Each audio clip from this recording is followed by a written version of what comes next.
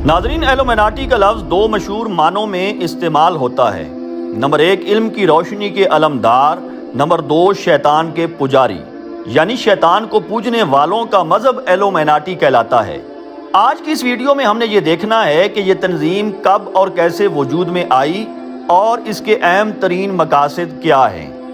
یہ تنظیم ویسے تو اسی وقت وجود میں آ چکی تھی جب شیطان مردود کو اللہ تعالیٰ نے اپنی بارگاہ سے نکال کر زمین پر پھینکا تھا، لیکن اس کی باقاعدہ بنیاد رکھنے والا شخص البرٹ پائک ہے، جو کہ شیطان کا پجاری تھا۔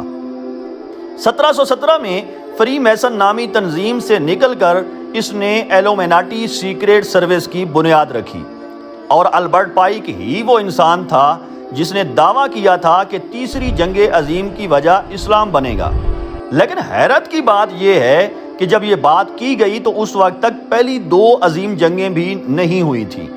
ناظرین، اس تنظیم کی ممبرشپ اختیار کرنے کے لیے باقاعدہ شیطان کی ربوبیت کا اقرار کرنا پڑتا ہے، اور یہ وعدہ کرنا پڑتا ہے کہ آج کے بعد میری روح کا مالک شیطان ہے۔ یوں شیطان ان لوگوں کی زندگیوں سے ایسے جڑ جاتا ہے جیسے کہ انسان کے جسم کا کوئی حصہ اس سے جڑا ہوتا ہے۔ ان کی تمام تر عبادت شیطان کے لیے ہوتی ہے، سجدہ کرنے سے لے کر انگلیوں، تکونوں یا احرام مصر کے عجیب و غریب نشان بنانے تک سب کچھ شیطان کے لیے ہوتا ہے۔ اس تنظیم کے شیاطین بڑے عجیب و غریب ہوتے ہیں۔ ان کا پہلا شیطان لوسیفر ہے، اور غالب گمان یہی ہے کہ یہ ابلیس یعنی شیاطین کا خدا ہے۔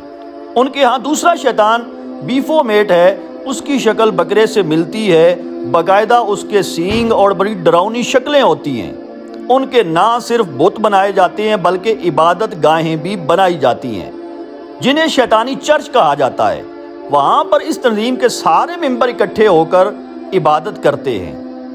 اس تنظیم کا سب سے بڑا علامتی نشان ایک آنکھ ہے، جو کہ دجال کی آنکھ ہے، جو کہ ان کا مسیحا ہے۔ اپنی ایک آنکھ کو بند کر کے دوسری کو کھول کر یہ لوگ دجال کی آنکھ کو شبیہ بنا کر اپنے پورے ایلومیناٹی ہونے پر سچ کی مور لگا دیتے ہیں۔ اس کے علاوہ ان کے باقاعدہ درجے ہوتے ہیں۔ 1 سے لے کر 37ویں درجے تک کے ایلومیناٹی شیطانی طاقتوں کے حساب سے بہت طاقتور ہوتے ہیں۔ یہ لوگ پوری دنیا میں پھیلے ہوئے ہیں۔ ان کا مرکز امریکہ اور اسرائیل میں ہے، اور ان کا مقصد پوری دنیا سے تمام مذاہب کا خاتمہ کر کے اپنے اس گھٹیا مذہب ایلومیناٹی کی ترویج، اشاعت اور نفاذ ہے۔ اس مذہب کا بول بالا کرنے کے لیے یہ لوگ ہر ہتھ کنڈا آزماتے ہیں۔ لوگوں کو طرح طرح کے لالچ دیے جاتے ہیں، جس میں دنیا کی تمام آسائشیں اور دولت کے انبار شامل ہیں۔ اپنے لیے خطرہ بننے والے کو جان سے مارنے تک سے دریغ نہیں کرتے۔ اس وقت دنیا کے تمام بڑے لوگ ان کی زد میں ہیں۔ ان لوگوں کا مقصد اس وقت دنیا میں لادینیت، الحاد اور ارتداد کو فروغ دینا ہے۔ یہ لوگ اپنی سرگرمیاں خفیہ رکھتے ہیں۔ ابتدا میں اپنے اپنے مذہب کی مقدس کتابوں اور پیغمبروں کے نام پہ حلف لیتے ہیں کہ وہ تنظیمی معاملات میں رازداری سے کام کریں گے۔ نئے ارکان کی اس طرح سے برین واشنگ کی جاتی ہے کہ انہیں علم بھی نہیں ہوتا، اور وہ دھیرے دھیرے اپنے مذہب سے دور چلے جاتے ہیں، اور یوں انہیں پتہ بھی نہیں چلتا کہ وہ شیطان کے پجاری بن چکے ہیں۔